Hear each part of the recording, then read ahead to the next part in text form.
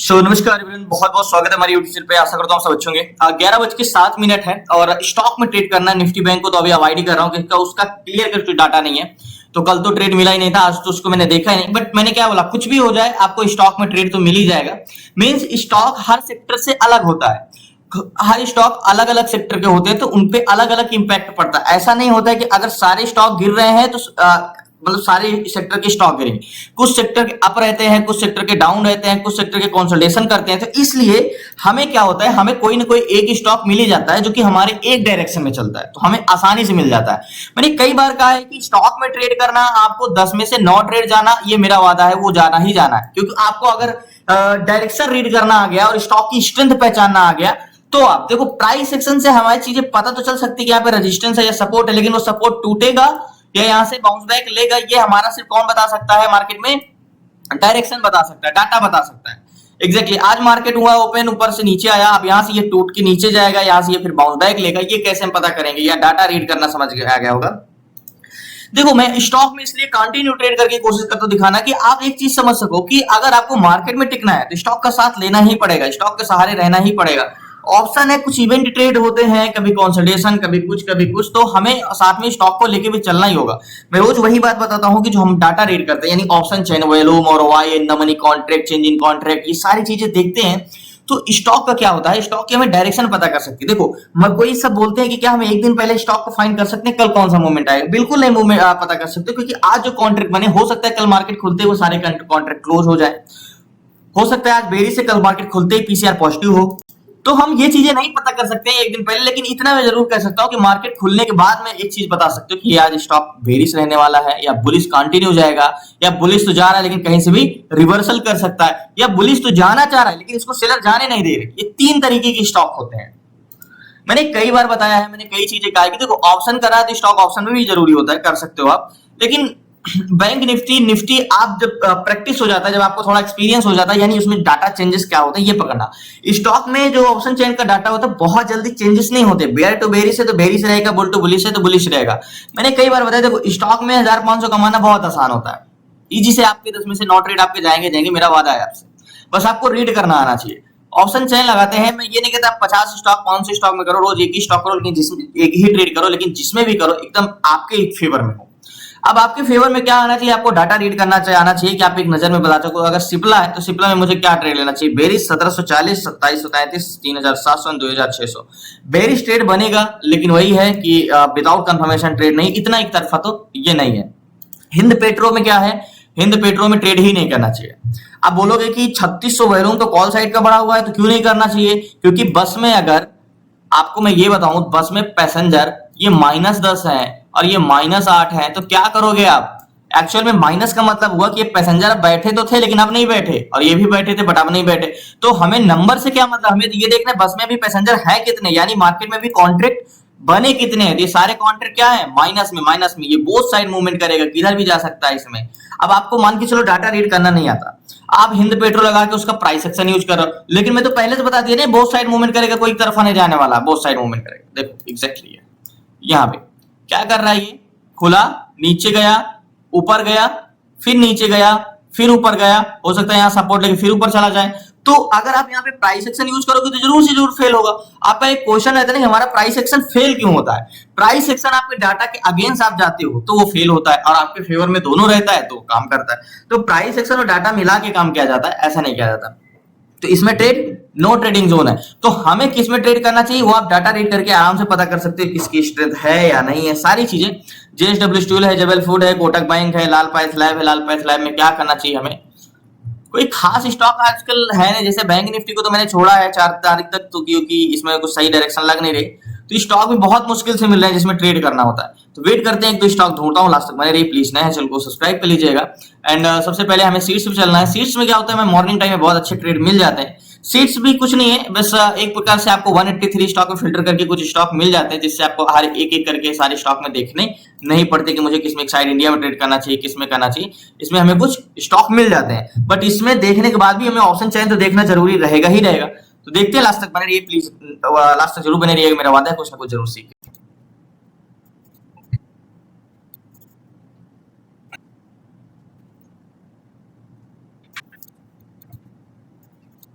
सो एक Fidel India stock है and इस पे ट्रेड कर सकते हैं कि नहीं, इसका सबसे पहले हमें ऑप्शन चेन देखना होगा। आपको यहाँ पे ये दिख रहा होगा, सेलिंग साइड का व्यू बनाना है, 2940 रुपए पे चल रहा है।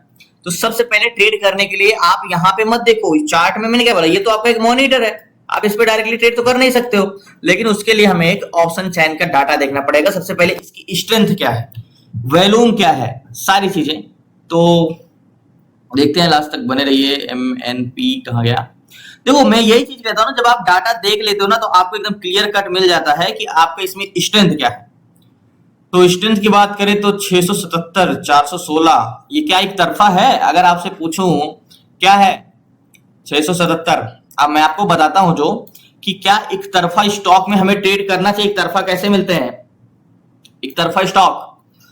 तो किस्मत अच्छी, ऐसे डाटा जल्दी मिलते नहीं है। मैं आपको बताता हूँ ये एक तरफा क्यों है। 481 481 divide by 677 okay.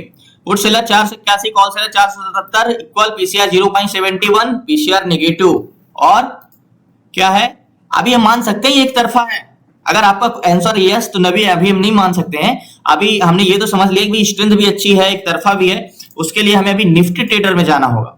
Nifty trader में जाके ही पता चल पाएगा कि इसमें हमें ट्रेड करना चाहिए कि नहीं करना चाहिए। याद होगा कल ICICI एक तरफा तो ऑप्शन चेन में दिखा रहा था। काफी आप लोगों को जब क्वेश्चन आया, जब मैंने देखा तो क्या हो रहा था, कंटिन्यू पीसीआर इंक्रीज हो रहा था। तो वहां पे एक तरफा देखने से मतलब नहीं होता, उसमें हो क्या रहा है। तो निफ्टी ओके, यहां पे ये वाला स्टॉक है। एक्चुअली में इंक्रीज तो हुआ है, डिस इंक्रीज यहां से स्टार्ट हुआ है 0.61 से 0.7, मार्केट नीचे जा रहा है। तो ये हो सकता है प्रतिरोधक इसमें है, ठीक है। अब यहां से अगर ये डिस इंक्रीज होता है, एक्चुअली में यहां से डिस इंक्रीज इसने करना स्टार्ट कर दिया, मतलब पीसीआर घटना स्टार्ट कर दिया, बहुत ज्यादा नहीं घटेगा। वैसे इसमें ट्रेड करना नहीं चाहिए, बट अगर यहां से भी डिस इंक्रीज करते, क्योंकि इसमें वॉल्यूम है और स्ट्रेंथ अच्छी है। ऐसे स्टॉक में ये होता है कि देखो, ऐसे स्टॉक में ये होता है कि अगर ये स्टॉक गिर रहा है तो इसको रोकने के लिए प्रतिरोधक बहुत है। तो ज्यादा ज्यादा क्या करे, गिरेगा तो बहुत देर तक कंसोलिडेशन करेगा, थोड़ा बहुत ऊपर टेस्ट करने जाएगा, लेकिन लास्ट टाइम में आके गिरेगा नीचे। क्योंकि जो बस है, बस में पैसेंजर सब नीचे जाने के लिए बैठे हैं, पैसेंजर नीचे जाने के लिए बैठे हैं सारे, ठीक है। लेकिन इसके प्रतिरोधक बहुत ज्यादा है और वो कंटिन्यू बढ़ रहे हैं। ज्यादा है नहीं है, ज्यादा तो कॉल सेलर ही है, लेकिन ये कंटिन्यू बढ़ रहे हैं। तो अगर ये बढ़ना रुक जाए, यानी ये पीसीआर डिसइंक्रीज होना हो शुरू हो जाए, तो स्टॉक गिरेगा। लेकिन फिडेल इंडिया में सबसे पहले 1 डे टाइम फ्रेम में लगाते हैं और इसका कोई हॉरिजॉन्टल जोन देखते हैं। जिस हिसाब से अगर यहीं पे अगर डिसइंक्रीज होता तो मुझे कंफर्मेशन की भी जरूरत में नहीं लेता, डायरेक्टली जाके मैं ट्रेड ले लेता। तो सबसे पहले हमें 1 डे टाइम फ्रेम का हॉरिजॉन्टल जोन देखना होगा। हॉरिजॉन्टल जोन की बात करें तो हमारा ये वाला, अब ये वाला हॉरिजॉन्टल जोन मैं क्यों कह रहा हूँ, सबसे इंपॉर्टेंट हॉरिजॉन्टल जोन है। क्यों कह रहा हूँ, देखो मैं हमेशा बताता हूँ, जो हॉरिजॉन्टल जोन खींचते हैं वो 1 डे टाइम फ्रेम का बॉडी लेते हैं ऐसे, ठीक है। अब एक कैंडल्स का बॉडी है तो स्ट्रॉन्ग है, 2 आ जाए तो और स्ट्रॉन्ग, 3 आ जाए तो और स्ट्रॉन्ग। तो इसमें कितने हैं, फर्स्ट, सेकेंड और यहाँ पे ये 2 कैंडल्स का बॉडी है यहाँ पे, और ये तीसरी ये रेड वाली कैंडल, ये 3 बॉडी है, तो काफी स्ट्रॉन्ग हॉरिजॉन्टल जोन है, ठीक है। तो इसके बाद 5 मिनट टाइम फ्रेम में आते हैं, यहाँ पे ये डिसइंक्रीज स्टार्ट हो जाए, मतलब पीसीआर गिरना स्टार्ट हो जाए। तो बात करें नेकलाइन की, तो मार्केट ने ब्रेक किया है, रिटेस्ट करने जा रहा है। तो नेकलाइन हमारी कहां बनेगी, 2936 रुपए। तो ये हमारी होगी क्या, नेकलाइन, ओके। लेकिन नेकलाइन हम बाद में खींचेंगे, पहले हमें गैन कैलकुलेटर लगाना पड़ेगा, क्योंकि गैन कैलकुलेटर से हमें ये पता चलेगा कि अगर हम सेलिंग के लिए सजा रहे हैं तो ये स्टॉक सेलिंग जोन में है या नहीं, कि अभी उस जोन से बाहर है। तो गैन कैलकुलेटर के बिना स्टॉक में ट्रेड करना मुझे तो इम्पॉसिबल है। आप कर सकते हो, क्योंकि मुझे जब तक ये नहीं पता कि मैं बाई कर रहा हूँ और बाइंग जोन में ये स्टॉक है या नहीं, या सेलिंग जोन में है या नहीं। तो इसके लिए सबसे पहले हॉरिजॉन्टल जोन का प्राइस क्या है, हॉरिजॉन्टल जोन का प्राइस है 2950 रुपए, 2950 रुपए है। और इसको कैलकुलेट करते हैं तो गैन का कहना भी है 2943 के नीचे जाएगा तो आप सेल साइड जा सकते हो। 2943, तो 2943 ये जा चुका है, एक्चुअली में 2943 पे जाता है तो आप सेल साइड जा सकते हो। And target 2930, 2917, 2903। तो पहला टारगेट 30, सेकंड टारगेट 17, तो ये 30 तक का टारगेट दिया है। तो एक चीज कर सकते हैं, मैंने क्या बोला, इससे डिसइंक्रीज होने लगे तो हमारा काम ज्यादा। वैसे स्ट्रेंथ बहुत है, वॉल्यूम काफी ज्यादा है, तो स्ट्रेंथ तो है मार्केट में 625 से क्या हो गया 635 425 ही है। तो वॉल्यूम भी कंटिन्यू इंक्रीज हो रहा है, बट पुट सेलर की जगह कॉल सेलर इंक्रीज होना चाहिए।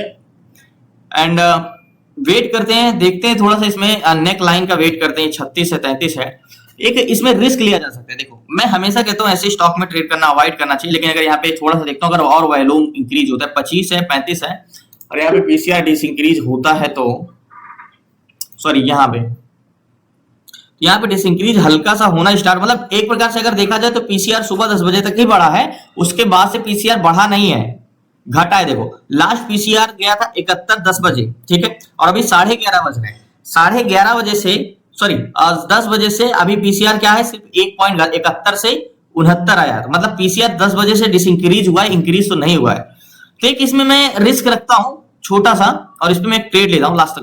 सो फाइनली 100 क्वांटिटी ली है और मैंने देखो अगर आपका एक क्वेश्चन बना होगा कि आप बोलते हो कि मार्केट में डाटा अगर नेगेटिव लेकिन कंटिन्यू अगर इंक्रीज हो रहा है तो उसमें ट्रेड नहीं करना चाहिए, ठीक है, मैं भी कहता हूं कि नहीं करना चाहिए, लेकिन इसकी वॉल्यूम में स्ट्रेंथ अच्छी है और वॉल्यूम बढ़ रहा है कंटिन्यू, ठीक है, यानी बायर इंटरेस्टेड है, ठीक है, 635 से 641 एंड 441, ठीक है। अब यहाँ पे मैं ये कह रहा हूं कि मार्केट में जो पीसीआर है ना वो सुबह सिर्फ 10 बजे बढ़ा, यानी ये जो पीसीआर आपको बढ़ा हुआ लग रहा है 55 से ये 71 मॉर्निंग में बढ़ा, मतलब पुट सेलर एग्जैक्टली अगर अभी बात करें तो कॉल सेलर की संख्या तो ज्यादा है ही है, लेकिन यहाँ पे अगर वॉल्यूम ज्यादा है तो यहाँ पे ये 10 बजे से 71 से 69 हुआ है, मींस सिर्फ डिसइंक्रीज हुआ है, इंक्रीज नहीं हुआ। मानता हूं सुबह बढ़ा है लेकिन ऐसे ट्रेड को मैं छोड़ना नहीं चाहता, इसलिए मैंने ट्रेड ले लिया, इसमें 100 क्वांटिटी लिया है और मैं इसको छोड़ना नहीं चाहता। और स्टॉप लॉस की बात करें तो मार्केट इसकी जोन तक जा सकता है, 50 चल रहा है, 65। मार्केट में अगर रिस्क की बात करें तो रिस्क कहां तक रखा जा सकता है, मार्केट 56, मार्केट इस जोन को टेस्ट करने जा सकता है, लेकिन अभी मैंने स्टॉप लॉस नहीं लगाया है। अब बात करें वन डे टाइम फ्रेम की टारगेट क्या हो सकता है, अगर मार्केट इसको ब्रेक किया है तो वन डे टाइम फ्रेम का टारगेट लेने का तरीका आपको पता है क्या हो सकता है। वैसे 37 का तो टारगेट ये वाला नहीं होगा, लेकिन 37 के बजाय ये 28 का टारगेट या 34 का टारगेट, ये वाला जोन का 32 का टारगेट परफेक्ट है और 44 चल रहा है, तो नहीं 10-12 पॉइंट का 100 क्वांटिटी बहुत बड़ा लेके टारगेट में नहीं जाऊंगा। मींस गैन का अगर पहला टारगेट क्या है 30 है यानी 29 है, तो मैं 31 का टारगेट रखता हूं, 31 का टारगेट रखता हूं यहाँ पे एग्जैक्टली ये वाला टारगेट, यहाँ पे इसको मैं 20 से जोन हटा देता हूं, तो ये मेरा टारगेट पॉइंट होगा, बहुत बड़ा नहीं, 44 पे मेरी बाइंग है यहाँ पे और अभी 41 चल रहा है, तो गैन का पहला टारगेट तो देगा ही। मैं विदाउट स्टॉप विदाउट कंफर्मेशन के ट्रेड लिया हूं ये वाला जोन का टारगेट 31 का। तो वेट करते हैं मार्केट कहां तक जा सकता है, ऊपर टेस्ट करने यहां तक जा सकता है, ये मेरा टारगेट पॉइंट है। तो देखो ऐसे ट्रेड मिलते नहीं है जल्दी, अगर मिल गए हैं तो मुझे पक्का है कि ये बेरिश रहेगा एंड बहुत जल्दी। अगर पुट सेलर ये मार्केट जो मशक्कत कर रहा है इतना देखो इतना मार्केट ये कंसोलिडेशन क्यों कर रहा है, इतना गिर भी रहा है लेकिन इतना कंसोलिडेशन कर रहा है, ये इसीलिए कर रहा है कि पुट सेलर इंक्रीज हो रहा है लेकिन वॉल्यूम बढ़ रहा है, तो इसीलिए मार्केट यानी बस नीचे जाने से इतना मशक्कत क्यों करना पड़ेगा, क्योंकि भाई बस में पैसेंजर तो है लेकिन उसको रोकने वाले की संख्या बढ़ती जा रही है, तो वो मशक्कत तो करना पड़ेगा ही उसको जाने में। तो सेम ऐसा ही रूल है ये जोन पे। तो टारगेट पॉइंट मेरा 31 का है और वेट करते हैं, देखते हैं कि कितना इंतजार करना पड़ता है।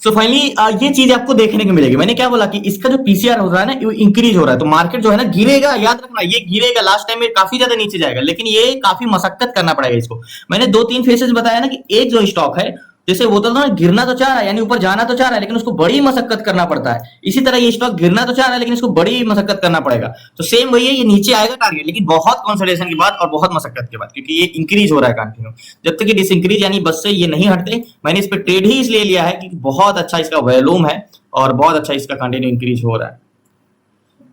जाहिर सवाल है थोड़ा सा सेलर हट जाए तो मार्केट बहुत जल्दी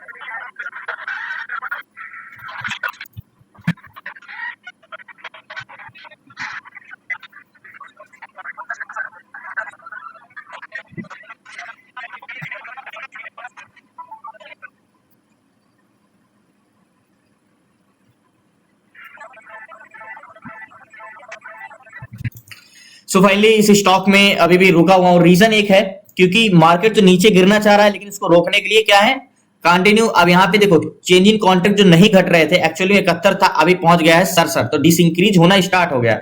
तो यहाँ पे बहुत जल्दी टारगेट देगा, 32 चल रहा है, 1 रुपया और नीचे जाता है तो मैं मार्केट से यहाँ पे स्क्वायर ऑफ कर दूंगा। तो वेट करते हैं, 31 का टारगेट है।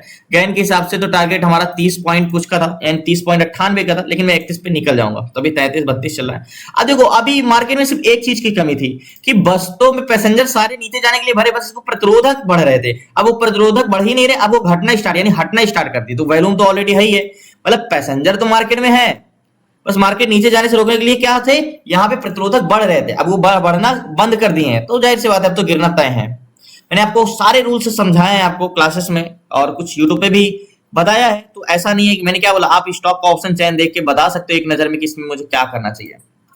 तो वेट करते हैं थोड़ा सा और, देखते हैं 1 रुपए टारगेट देने में कितना। सो फाइनली टारगेट डन हुआ, मार्केट से मैं स्क्वायर ऑफ करता हूँ। सो फाइनली मार्केट से मैंने स्क्वायर ऑफ कर दिया, बहुत जल्दी दे दिया, टारगेट ना उम्मीद नहीं थी। अभी तो 29, 28, 27 चल रहा है, लेकिन मार्केट से मैंने यहीं पे एग्जिट कर दिया इस जोन पे। तो टोटल 44 की बाइंग थी और 31 पे मैंने एग्जिट किया, तो 12-13 पॉइंट का ही मूवमेंट मिला, बहुत बड़ा प्रॉफिट नहीं है। लेकिन मैंने क्या बोला, इसके प्रतिरोधक क्या थे, काफी ज्यादा थे, इसलिए मार्केट नीचे नहीं गिर पा रहा था। यहाँ से ये कंसोलिडेशन कर रहा था 11 बजे से, लेकिन मैंने क्या बोला, ये मार्केट तुरंत गिरेगा। कब गिरेगा, जब इसके प्रतिरोधक घट जाएंगे, यानी ये जो ब्लू लाइन है, एक्चुअली में ये जो फास्टली मार्केट ओपन होने के बाद पुट सेलर तो बहुत बड़े, लेकिन वॉल्यूम पुट साइड का ही बढ़ता रहा, इसलिए मार्केट गिरता रहा। भाई मशक्कत करता रहा, लेकिन गिर तो रहा था। इसके बाद 10 बजे से इसमें पीसीआर में इंक्रीजमेंट कुछ नहीं हुआ है, 10 बजे से ये कंटिन्यू फिर डिसइंक्रीज स्टार्ट होना हो गया था। जाहिर सी बात है यहाँ से और डिसइंक्रीज हुआ, अभी 67 पे चल रहा है, तो जा सकता है और नीचे। लेकिन मुझे एक पॉइंट ये था, एक्चुअली में 4 तारीख तक जब तक रिजल्ट नहीं आता, मार्केट में ट्रेड करना बहुत मुश्किल हो रहा है। मींस ट्रेड मिल नहीं रहे, इंडेक्स में कुछ समझ में नहीं आ रहा, इंडेक्स में कुछ भी अवॉइड करना ट्रेड सबसे बेस्ट है। स्टॉक में भी बड़े मुश्किल से ट्रेड मिलते हैं। तो मुझे ये जो मिला था, अगर कोई और दिन होता तो शायद मैं इसको अवॉइड कर देता, क्योंकि कंटिन्यू इंक्रीज हो रहा था, तो मार्केट एक बार ऊपर भी जा सकता था। लेकिन मैंने क्या बोला, स्टॉक एक ऐसी चीज है, मैं 100% आपसे वादा करता हूँ, आपके 10 में से 9 ट्रेड जाएंगे। कुछ रूल्स और कुछ चीजें समझ लो बस। मैं वादा करता हूँ आपको, जो आप 15 से 20 हजार कमाने के लिए आप अपने लाइफ के 12 घंटे दे रहे हो, थोड़ी सी चीजें सीखने के बाद आप वो चीजें 2 घंटे में उतना कर सकते हो, और अपने लाइफ के 10 घंटे बचत कर सकते हो। सबसे बड़ा इन्वेस्टमेंट आपकी 10 घंटे है, तो अपने लाइफ के हो, क्योंकि इसके लिए मोस्ट इंपॉर्टेंट वो 10 घंटे अगर आप और कोई चीज सीखने में लगते हो, तो साइड से बात है, अपने पे ऊपर काम करना मोस्ट इंपॉर्टेंट होता है। जो आप 10 घंटे किसी और के लिए करो और खुद के करते हो, तो 10 घंटे वो जाहिर सी बात है 3 मंथ्स कुछ नहीं आएंगे, लेकिन 3 मंथ्स के बाद वो आपको रोना जो रहता है कि आपको जॉब वो खत्म हो जाएगा। क्योंकि आज के समय में इंपॉर्टेंट सिर्फ स्किल की है, आपके पास स्किल नहीं है तो आपके पास कुछ नहीं है। तो बहुत बहुत धन्यवाद, कल मिलते हैं न्यू ट्रेड न्यू स्टडी के साथ। आपको क्लास में जुड़ना है तो डिस्क्रिप्शन में नंबर है, आप उसे व्हाट्सएप करके जुड़ सकते हैं। शुक्रिया आपका, धन्यवाद लास्ट तक बने रहने के लिए। प्लीज नए हैं चैनल को जरूर सब्सक्राइब कर लीजिएगा। मंडे को मिलते हैं न्यू ट्रेड न्यू स्टडी के साथ। तब तक जय हिंद, जय भारत, शुक्रिया आपका। सो मार्केट में जो मैंने स्टॉक में ट्रेड किया था, देखो टारगेट लेना ना, मैंने टारगेट लेना 2 तरीका आपको बताया क्लासेस में, याद होगा। एक मैंने वन डे टाइम फ्रेम में कैसे कैंडल्स का शैडो को लेके हम टारगेट लेते हैं, और एक गैन थ्योरी पढ़ाया था। जब गैन थ्योरी पढ़ाया था तो मैंने ये समझाया था कि गैन कैलकुलेटर में जिस जोन पे अगर उसके सेलिंग जोन में आ गया है तो उसका पहला टारगेट जरूर देता है।